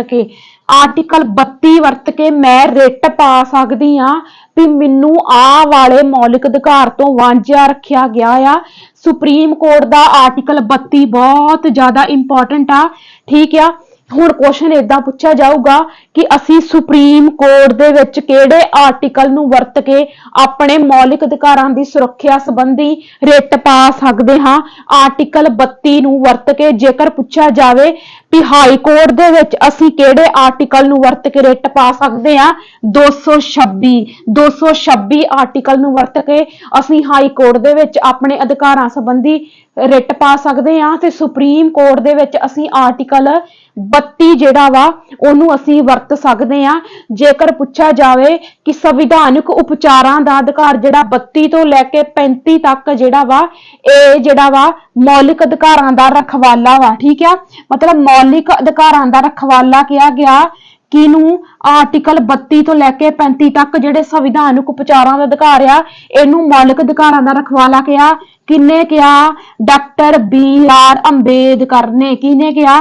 ਡਾਕਟਰ BR ਅੰਬੇਦਕਰ ਨੇ ਕਿਹਾ ਸੀ ਵੀ ਸੰਵਿਧਾਨਕ ਉਪਚਾਰਾਂ ਦਾ ਅਧਿਕਾਰ ਆਰਟੀਕਲ 32 ਤੋਂ 35 ਮੌਲਿਕ ਅਧਿਕਾਰਾਂ ਦਾ ਰਖਵਾਲਾ ਵਾ। ਇਹ ਚੀਜ਼ ਇਹਨੇ ਕਹੀ। ਤੇ ਇੱਕ ਚੀਜ਼ ਮੈਂ ਤੁਹਾਨੂੰ ਸਟਾਰਟਿੰਗ 'ਚ ਹੀ ਦੱਸ ਚੁੱਕੀ ਆ ਵੀ 19 ਆਰਟੀਕਲ ਜਿਹੜਾ ਵਾ ਇਹ ਸਾਡੇ ਦੇਸ਼ ਦੇ ਵਿੱਚ ਐਮਰਜੈਂਸੀ ਲੱਗਣ ਦੇ ਦੌਰਾਨ ਸਸਪੈਂਡ ਕੀਤਾ ਜਾ ਸਕਦਾ, ਠੀਕ ਆ। ਐਮਰਜੈਂਸੀ ਲੱਗਣ ਦੇ ਦੌਰਾਨ ਕੀ ਆ, ਸਸਪੈਂਡ ਕੀਤਾ ਜਾ ਸਕਦਾ ਵਾ ਆਰਟੀਕਲ 19। ਬਸ ਇਹ ਸੀ ਸਾਡਾ ਮੌਲਿਕ ਅਧਿਕਾਰਾਂ ਦਾ ਕਨਸੈਪਟ, ਬਹੁਤ ਜ਼ਿਆਦਾ ਬਰੀਕੀ ਦੇ ਨਾਲ ਕਰਵਾਇਆ। ਕਮੈਂਟ ਕਰਕੇ ਐਪਰੀਸ਼ੀਏਟ ਜ਼ਰੂਰ ਕਰਨਾ ਕਿਉਂਕਿ ਮੈਂ ਜਿਹੜਾ ਵਾ ਬਿਲਕੁਲ ਨਿਚੋੜ ਕਰਕੇ ਕਰਾ ਰਹੀ ਆ NCERT ਤੋਂ ਵੀ, ਤੇ ਇਹ ਮੇਰੇ ਕਰਵਾਏ ਹੋਏ ਕੰਟੈਂਟ ਚੋਂ ਕੁਐਸਚਨ ਬਾਹਰ ਨਹੀਂ ਆਉਂਦਾ। ਇਹ ਚੀਜ਼ ਦਾ ਮੇਰਾ ਦਾਅਵਾ ਆ। ਸੋ ਕਲਾਸ ਨੂੰ ਕਰ ਦਿਓ ਵੱਧ ਤੋਂ ਵੱਧ ਸ਼ੇਅਰ ਤੇ ਮਿਲਦੇ ਆਪਾਂ ਅਗਲੀ ਵੀਡੀਓ ਦੇ ਵਿੱਚ। ਸਤਿ ਸ਼੍ਰੀ ਅਕਾਲ ਸਾਰਿਆਂ ਨੂੰ।